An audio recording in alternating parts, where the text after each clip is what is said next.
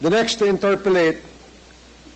Pagidupon, Tony Estaco, Jojo Bosa, Romel Capitana, Insectan, and Boboy Maldito.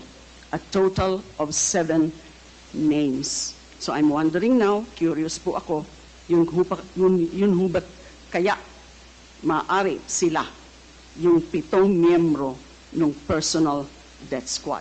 Now, paulit-ulit na sinasabi ng ating resource person na dating mayor at dating pangulo sa Senado at dito na naman, ilang oras na ho, yung hearing, paulit-ulit niya, I take full and complete legal and moral responsibility. Sa tingin po kaya ng dating Pangulo at dating Mayor, kapag sinasabi niyan, ang ibig ba ho niyang sabihin o kaya ang kanyang paniniwala ay maaabsuelto na yung lahat na sumunod sa kanyang mga illegal orders of kill, kill, kill? Nagkakamali rin po yung mga pulis kung yan din po ang iniisip nila.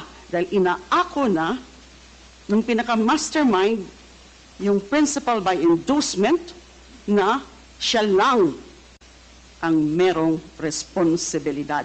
Mali pong pag-iisip yun. No matter how many times, 1,000 times, nasasabihin niya ng dating Pangulo at dating Mayor na siya lang ang may responsibility, hindi pa rin pwedeng makalusot at maabsuelto yung mga gumawa, sumunod sa kanyang kill orders. Now, number 3 point, because I'm just going to raise at this point 4 points.